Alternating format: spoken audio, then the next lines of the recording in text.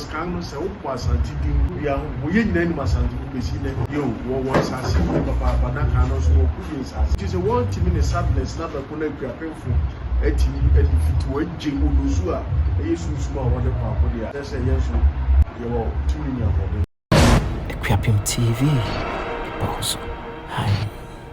na misra obra na yehu se wo bi asa wo pakam ni wade yehu se eye obofra ti wanim a na wo hye eche akache te ba che wo betumi akere ya se ya che yo medase intakache ono ne ohene no okra na mribi oba me wa yedidi nkomo no me di tuba si eye asantefo ene AKUAPEMfo ene nkuragu bibia e was having states the queen santo kwano no ofre no the battle of Gogo anase akatamansu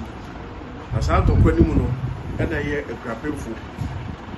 ye je odusu waka odusu a yesusuma asantefo de kwako na yeje won takrache obo man ni niema bi a eka ho a wode kwako yeje sa niema ni nyina na sabre no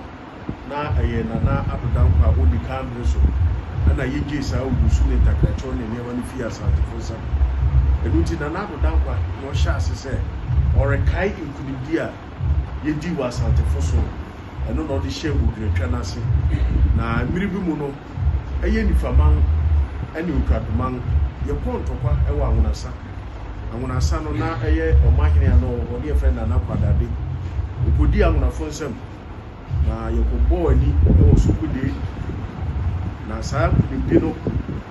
a yeji kwadade fi angunafo nsem no omahene kwadade boy abasu yiye emiti santa kracho no odoma ye no na eye proponfo kwa na wo nchen na so wo hu saa akukuduru ene saa kusema ya de kukuje ohene kwadade no de saa de no ye ema eye Adukrom anase ni fama so ye benya antakache eka AKUAPEM ho enuti so hwe AKUAPEM mu a na ka ye propon ena antakache otro hene ni na so nam sa kudum na ye de AKUAPEM mu a propon fo so anase AKUAPEM hene ye kwadade nya ne fa wediti o ma ye antakache onu enti eye symbol a actually the symbol actually and I can say be brave now so say na ye mu no takrache no be brave na obi a ohini bi odi hitra na ni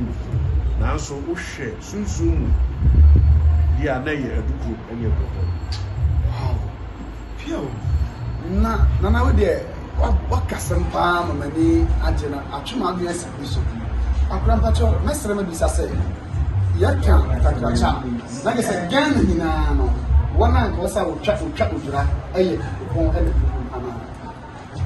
what you see you because can no say wo asante din no bia wo ye nyina ni masante ko besi na yo wo sase papa na kan no so wo ku sase emi ti se wo timi ne sadness na ba ko na AKUAPEMfo eti fitu eje odosu a yesu ma wo de kwa ko dia na kire se yesu yo tumi nya wode Tio, na say yansi wo tumi ne ahoden eyampa sanse nsano na me na masase e bonkomo e kire me ewo eye AKUAPEM Adukrom